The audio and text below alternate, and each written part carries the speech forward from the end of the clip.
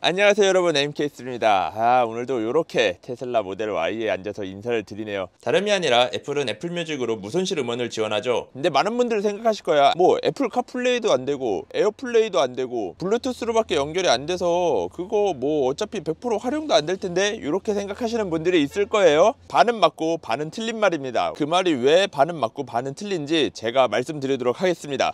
일단 테슬라의 오디오 구성부터 알아보는 게 좋을 것 같아요. 스탠다드 레인지를 제외한 롱레인지와 퍼포먼스 모델에는 프리미엄 오디오 스피커가 들어가거든요. 지금 제 차 같은 경우에는 스피커 14개, 서브우퍼 1개, 앰프 2개, 총 560W의 출력을 내는 그런 오디오가 들어가 있고요. 2022년 이후로 출고된 3너 Y 같은 경우에는 전면에 트위터 하나가 제거가 됐습니다. 그래서 총 스피커는 13개고요. 서브우퍼 1개, 앰프 2개, 출력 560W는 동일하다고 해요. 어차피 오디오 같은 경우에는 일정 스피커 개수가 넘어가면은 스피커의 개수가 하나 두 개 차이 나는 거 정도는 뭐 큰 차이가 없으니까 걱정 안 하셔도 되고요. 일단 오디오 구성은 그렇게 돼 있는데, 지금 테슬라에 들어가는 오디오 같은 경우에는 요즘 유명한 보스나 뱅앤올룹스, 뭐 JBL, 타사에 그렇게 많이 들어가는 유명한 브랜드의 오디오는 아니죠. 이름이 없는 브랜드의 하드웨어를 채용하고 있고요. 그리고 오디오 소프트웨어 같은 경우는 테슬라가 직접 제작을 하고 있습니다. 그 하드웨어가 이름이 없는 브랜드라고는 하지만 사실 따지고 보면 엄청난 브랜드의 오디오가 들어가 있거든요. 테슬라가 처음 모델 S를 만들 때 독일 슈투트가르에 있는 S1NN이라는 회사의 오디오를 채택해서 만들었어요. 이 회사는 3명의 보스 직원과 1명의 하만카돈 직원이 전기차 오디오가 커질 것을 예상하고 기존에 다니던 회사를 나와서 차린 B2B 기업이거든요. 주로 폭스바겐, 포르쉐, 아우디, 벤틀리 등 폭스바겐 계열사의 오디오를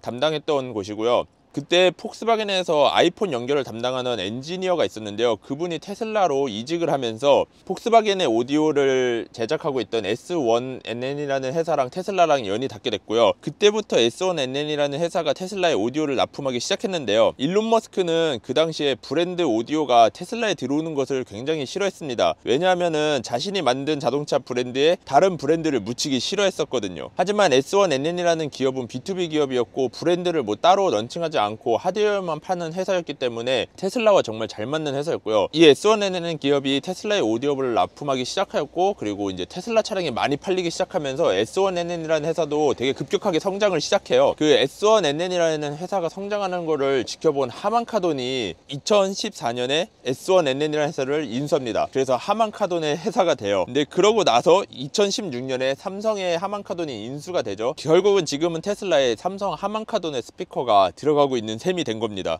대단한 회사예요. 테슬라랑 거의 같이 동반 성장했다고 봐도 되는 그런 회사죠. 어쨌든 지금 테슬라는 삼성 하만카돈의 S1NN이라는 회사에서 오디오 하드웨어를 납품받고 있고요. 그리고 테슬라 오디오가 대단한 점이, 기존의 레거시 자동차 기업들은 오디오를 자동차에 인스톨할 때 차량을 먼저 다 만든 다음에 맨 마지막에 차량의 차대에서 남는 공간에 스피커를 이렇게 인스톨해서 그렇게 만드는 방식이거든요. 그러다 보니까 아무리 좋은 브랜드의 오디오가 들어온다고 해도 자동차 안에서 그 브랜드가 원하는 위치에 스피커를 놓을 수가 없으니까 완벽한 오디오를 만들 수 없다고 하거든요. 하지만 테슬라 같은 경우에는 설계 당시 때부터 오디오 스피커가 들어갈 위치까지 다 고려해서 설계를 하기 때문에 오디오의 완성도를 높일 수 있다고 합니다. 자동차 천장 쪽에 스피커를 넣어서 공간감을 만들어내는 자동차 브랜드들이 되게 많거든요. 근데 그런 차들도 가만히 보면은 천장에 오디오 위치들이 굉장히 좀 모호한 곳에 있어요. 근데 테슬라 같은 경우에는 A필러 위쪽에 딱 사람이 공간감을 만들기 좋은 위치에 딱 들어가 있죠. 이게 설계 때부터 오디오가 들어갈 위치를 설계하기 때문에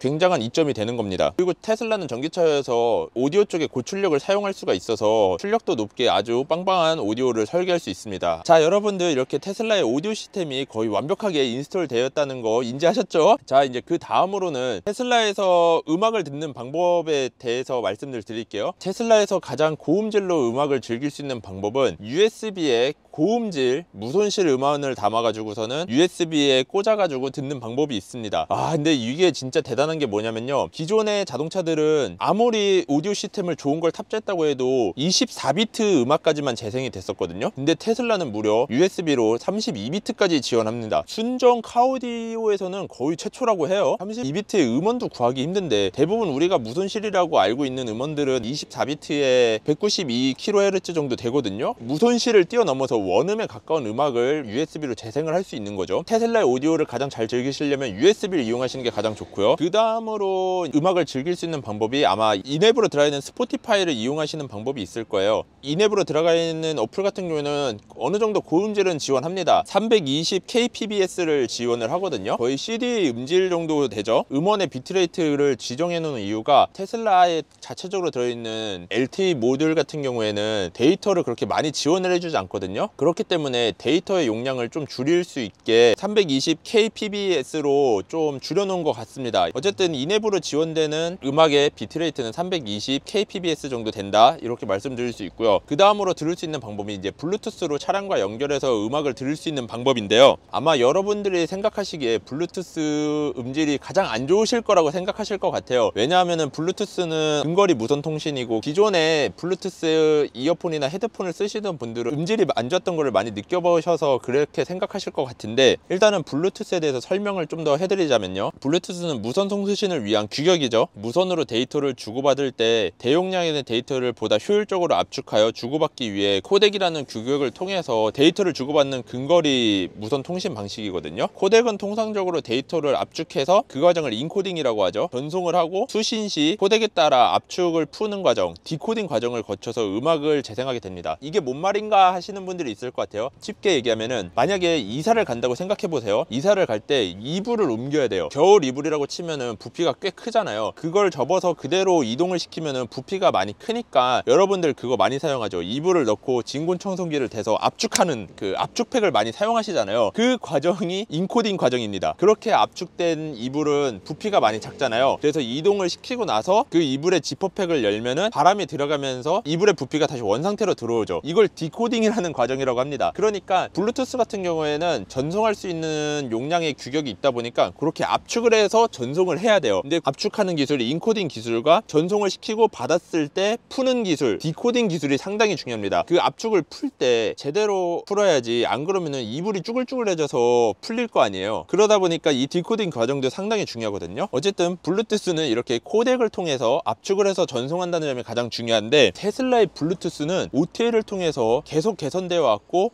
거의 무손실 코덱을 재생할 수 있을 만큼 업데이트를 해줬습니다. 테슬라는 자체적으로 코덱과 덱을 개발할 수 있는 회사여가지고 가능했던 업그레이드이거든요. 엄청난 테슬라의 강점이죠. 일론은 정말 타고난 엔지니어입니다. 오죽하면은 현실 세계의 아이언맨이라고 하겠어요. 와, 이런 것까지 지원하다니. I am Iron Man. 테슬라가 처음 나왔을 때 테슬라 오디오에 실망한다는 의견들이 상당히 많았었거든요. 대부분이 USB 메모리에 고음질의 음원을 담아서 듣는 게 아니라 블루투스로 들었어서 그랬을 겁니다. 테슬라가 처음 출시 당시에는 블루투스로 비트레이트가 최대 256 kpbs 밖에 안 됐었습니다. 그런데 2022년 5월에 일론 머스크가 스마트폰에서 테슬라로 전송되는 음질을 높이기 위해서 애플사의 에어플레이를 채택을 고려한다고 말했던 적이 있었거든요. 애플의 에어플레이는 와이파이로 연결돼가지고 ACC LC라는 규격의 더 높은 비트레이트 코덱을 지원할 수 있는 그런 규격이었거든요. 하지만 그 일론과 애플의 사이가 그렇게 좋지 않았기 때문에 애플 에어플레이가 테슬라에 들어오지는 못했고요. 일론이 왜 애플이랑 사이가 안 좋으냐면은, 예전에 일론 머스크가 테슬라 초창기에 애플에 테슬라를 매각하려고 했다가 애플이 거절했던 적도 있었고요. 그리고 최근 같은 경우에는 테슬라에서 해고당한 상당수의 직원들이 애플로 이직을 해서 애플에서 차량과 관련된 일을 하려고 해가지고 일론과 애플의 사이가 그렇게 좋지 않은 편입니다. 아무튼 애플 에어플레이는 그렇게 물 건너갔고요. 애플 에어플레이 대신에 기존에 있는 블루투스를 좀 소프트웨어를 개량해서 음질을 더 높이고자 노력을 했거든요. 테슬라 차량에는 블루투스 5.0 이상의 하드웨어가 채택되어 있고, 블루투스 5.0 같은 경우에는 6Mbps급으로 전송할 수 있는 능력이 있거든요. 그러니까 하드웨어는 블루투스로 충분히 고음질을 지원을 하는 상태인데, 소프트웨어가 따라주지 못해서 고음질로 듣지 못하고 있는 상태였던 거죠. 그래서 테슬라는 소프트웨어를 따로 개발을 했고요. 그리고 그거를 OTA로 이미 도로에 돌아다니는 차량에도 업데이트로 지원을 해줘서요, ACC LC 규격을 지원하게 되었습니다.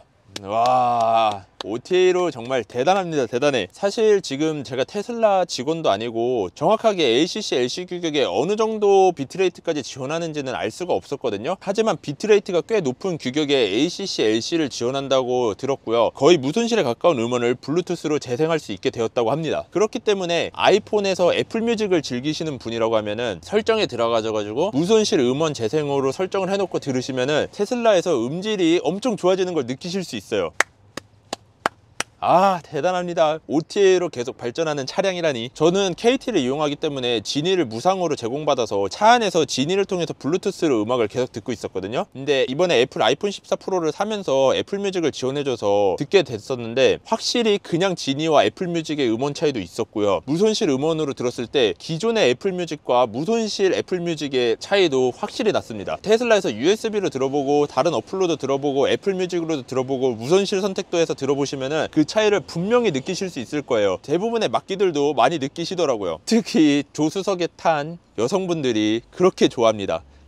무손실로 음악을 들으면은 막 베이스 빵빵하고 막 볼륨을 높여도 깨지지도 않고 차는 베이스가 울릴 때마다 진동이 막 느껴지고, 아, 진짜 분위기가 달라져요. 네, 여러분, 역시 테슬라는 OTA를 통해서 계속 발전하는 차량이라는 게 오너로서 자부심을 갖게 하는 부분이었고요. 오늘 영상은 여기서 마치도록 하겠습니다. 구독, 좋아요, 알람까지 설정해 주시고요. 제가 요즘 영상이 뜸하지만 최대한 많이 올리려고 노력하고 있거든요. 다음에도 좋은 영상으로 찾아뵙도록 하겠습니다. 그럼 안녕. 시청 감사해요. 좋네. 역시 테슬라와 애플의 궁합은 찰떡궁합이라니까.